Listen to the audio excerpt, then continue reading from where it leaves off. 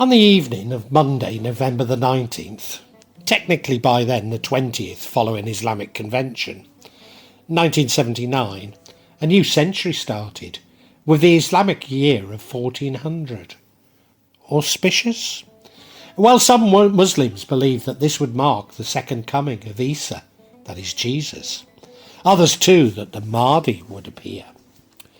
On the 25th of December 1979, Soviet Defence Minister Dmitry Ustinov issued an official order stating that the state frontier of the Democratic Republic of Afghanistan is to be closed on the ground and in the air by forces of the 40th Army and Air Force at 3 o'clock on the 25th of December. This was the beginning of the Soviet invasion of Afghanistan. On December the 27th, Soviet troops arrived at Kabul International Airport. In the mid-1980s, the Afghan resistance movement, assisted by the United States, Pakistan, Saudi Arabia, the United Kingdom, Egypt, the People's Republic of China, and others, contributed to Moscow's huge military cost and strained international relations. The US viewed the conflict in Afghanistan as a Cold War struggle, and that the CIA provided assistance to anti-Soviet troops through the Pakistan Intelligence Service in a program called Operation Cyclone. The first half of the Soviet contingent was withdrawn from the 15th of May to the 16th of August 1988, and the second from the 15th of November to the 15th of February 1989, nearly 10 years after they'd entered. On the morning of the 16th of January 1979, Bakhtiar was officially appointed Prime Minister of Iran. The same day, a tearful Shah and his family left Iran for exile in Egypt, never to return. On the 1st of February, Khomeini returned to Tehran in a chartered Air France Boeing 747. On the 5th of February, he declared a provisional revolutionary government, appointed opposition leader Mahdi from the religious nationalist freedom movement affiliated to the National Front as his Prime Minister, deposing Bakhtiar. The final collapse of the provisional non-Islamic government came at 2 p.m. on the 11th of February. In 1979, the Qatif uprising, also known as the Muharram Intifada, was a period of unprecedented civil unrest that occurred in Qatif and al-Haram, Saudi Arabia, in late November 1979. The unrest resulted in 20 to 24 people killed in what was described as a sectarian outbreak of violence between the Shia minority and the Sunni majority in Saudi Arabia, and the beginning of the modern phase of the Qatif conflict. From the 21st of November, anti-American demonstrations spread throughout the Muslim world, including the Philippines, Turkey, Bangladesh, Eastern Saudi Arabia, the United Arab Emirates, and Pakistan. In Islamabad, Pakistan, the US embassy was overrun by a mob, which burned the embassy to the ground.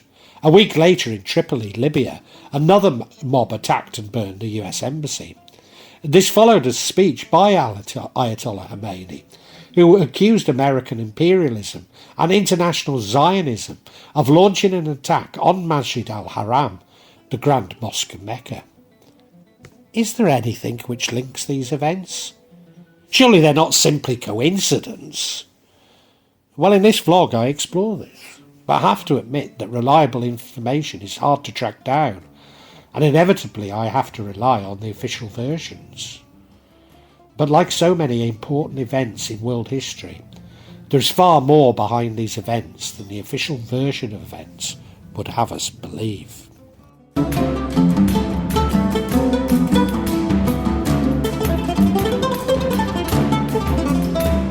Al-Sajir is a settlement established by Saudi King Abdulaziz to house Ikhwan Bedouin tribesmen who had fought for him This was part of the rehabilitation of the Ikhwan with the House of Saud, following their punishment by Ibn Saud for being overzealous in their support for Wahhabism. Many males from al-Sajir joined the National Guard, but did this mark their rehabilitation or create a focus for conservative critiques of the House of Saud?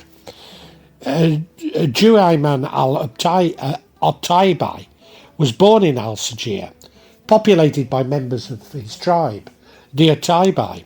Many of Juayman's relatives participated in the Battle of Sabila during the Ikhwan uprising against King Abdulaziz, including his father and grandfather, although this is disputed, Sultan bin Bajad al-Attabi.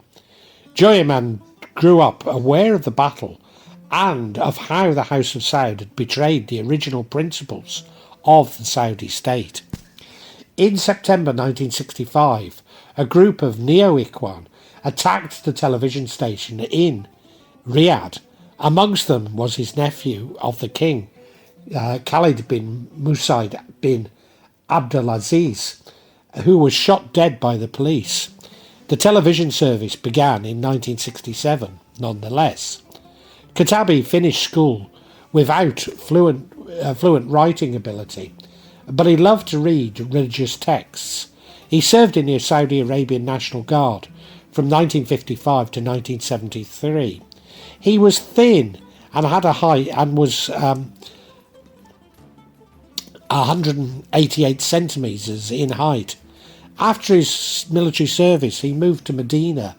There he attended religious courses at the Islamic University, but maybe never enrolled, where he met with Muhammad ibn Abdullah al-Qahtani, a member of the Qurayshi tribe, whom the Mahdi is believed will come from.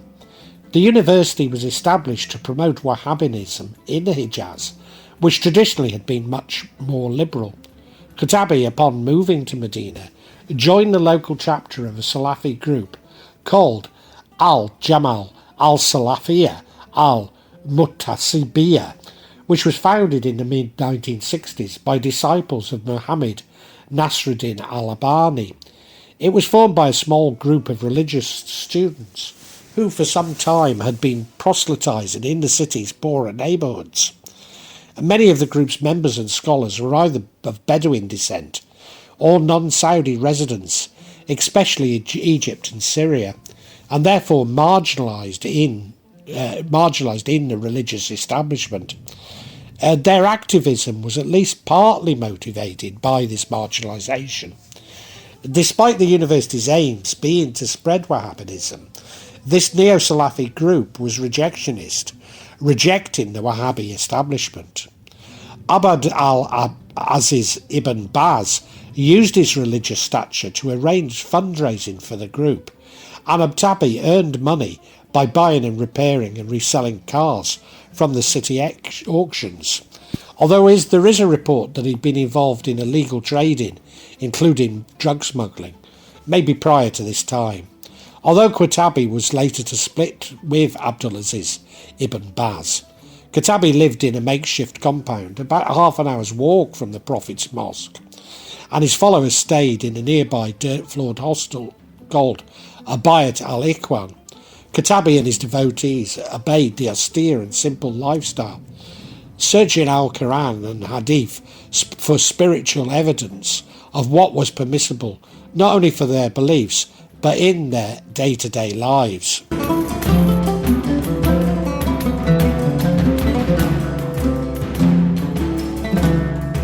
Like Iran, Saudi Arabia had been rapidly developing along Western lines, becoming increasingly liberal. Katabi was perturbed by the encroachment of Western beliefs. He opposed the integration of women into the workforce, television, the immodest shorts worn by football players during matches, and Saudi currency with the image of the king on it. In the late 1970s, he moved to Riyadh, where he drew the attention of the Saudi security services. He and approximately of his followers were arrested in the summer of 1978 for demonstrating against the monarchy, but released after being pronounced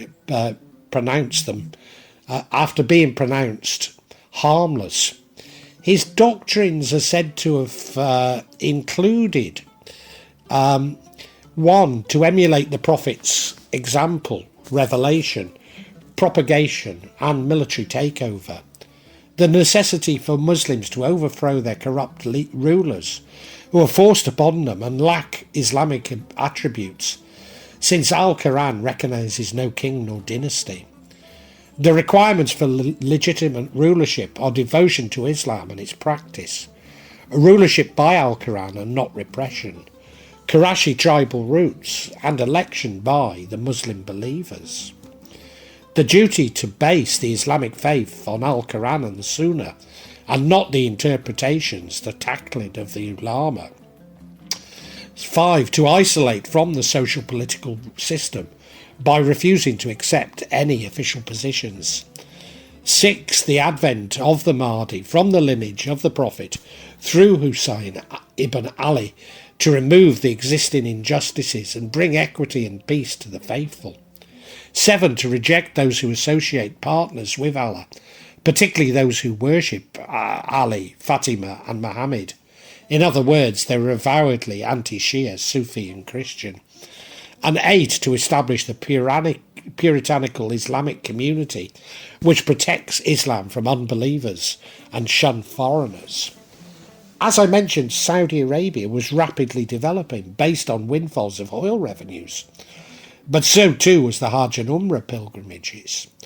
Growing wealth within the Muslim world and cheaper long-haul flights meant that there were increasing numbers of pilgrims. The Bin Laden Construction Company were awarded contracts to upgrade facilities at the Masjid al-Haram. In fact, ancient Mecca and the original masjid had been completely destroyed. And even 1979 now seems like a precursor to the American imperialism that has overtaken the holy site. Now the masjid is surrounded by US fast food chains, US luxury hotels, and stores selling consumer goods from all over the world.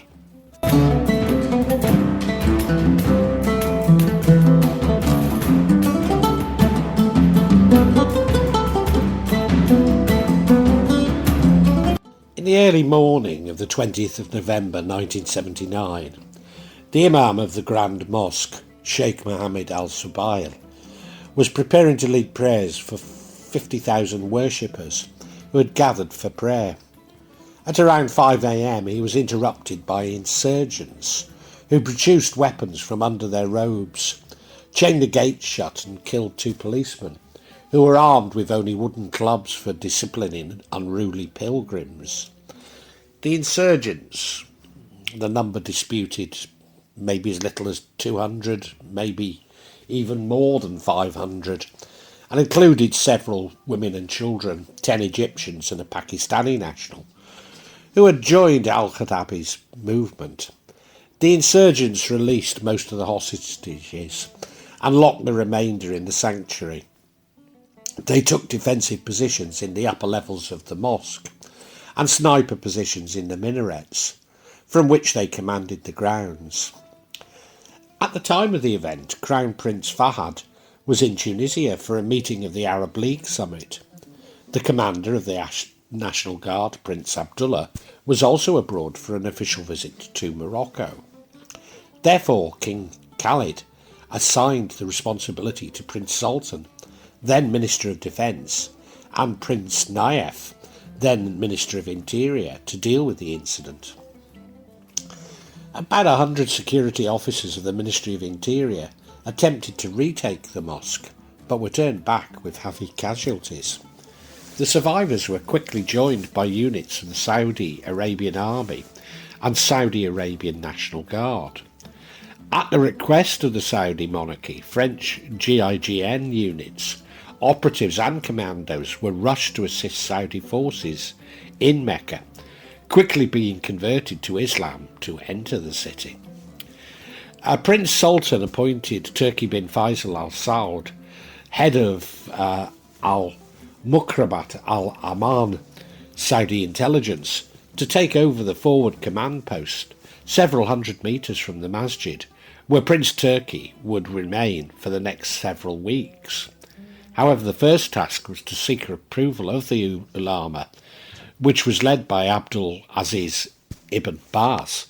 The ulama issued a fatwa allowing deadly force to be used in retaking the mosque, continuing to pick off soldiers who attempted to retake the masjid. The insurgents aired their demands from the mosque's loudspeakers throughout the streets of Mecca, calling for the cut-off of oil exports to the United States and the expulsion of all foreign civilian and military experts from the Arabian Peninsula. In Beirut, an opposition organisation, the Arab Socialist Action Party Arabian Peninsula, issued a statement on the 25th of November, alleging to clarify the demands of the insurgents. The party, however, denied any involvement in the seizure of the Grand Mosque. Several unsuccessful assaults were undertaken, at least one of them through the underground tunnels in and around the masjid. The Saudi National Guard and the Saudi Army suffered heavy casualties. Tear gas was used to force out the remaining militants.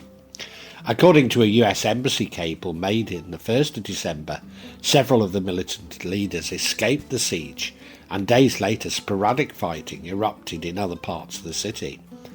The battle had lasted for more than 2 weeks, and officially 255 pilgrims, troops and rebels killed, and another 560 injured, although diplomats suggested the toll was much higher.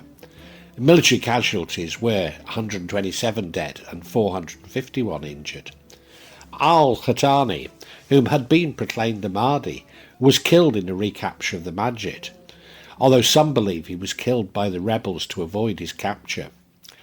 But 67 other insurgents who survived the assault were captured and later beheaded in Buraidah, Dammam, Mecca, Medina, Riyadh, Abba, Al-Hail and Tabuk.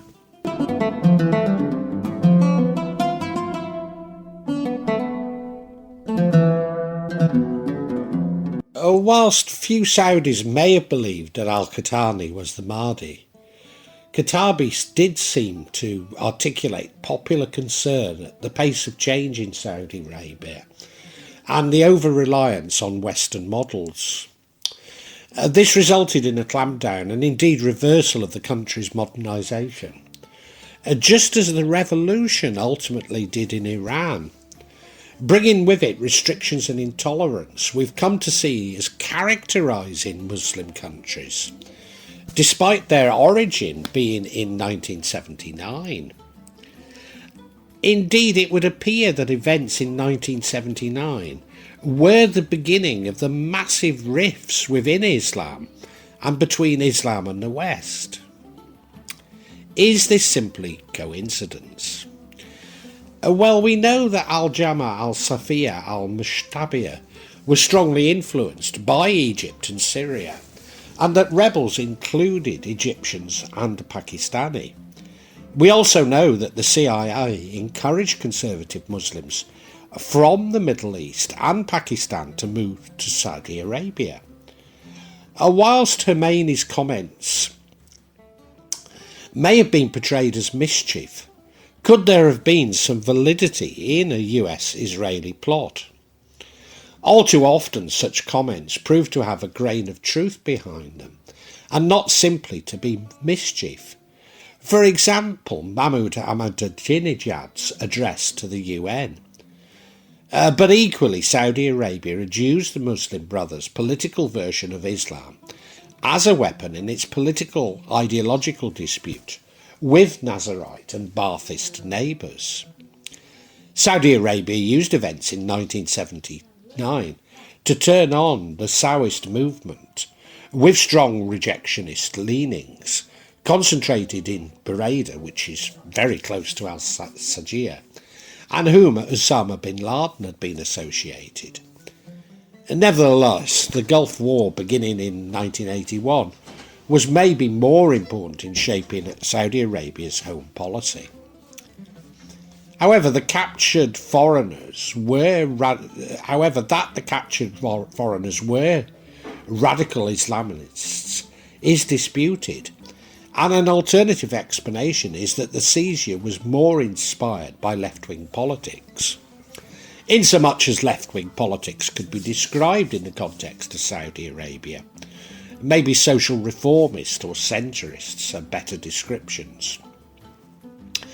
Not only does this challenge the reasons behind Saudi Arabia's move to a more conservative home policy, it also has a resonance with the betrayal of the left in Iran.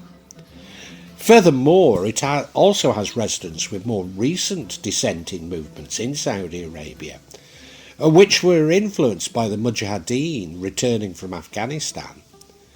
The role of Abdulaziz ibn Baz is perhaps deserving of more attention. After all, the events resulted in Saudi Arabia moving in the conservative direction he advocated. Later, he even became the Grand Mufti of Saudi Arabia. Confused? Me too. But the move of Saudi Arabia and Iran to more conservative, even authoritarian social policies in 1979 seems too great a coincidence. Maybe Saudi Arabia was simply reacting to tensions in Iraq, but the reaction was probably the worst imaginable. And whilst I might not be clear on who was behind the events of 1979, the official narrative of events appears somewhat lacking.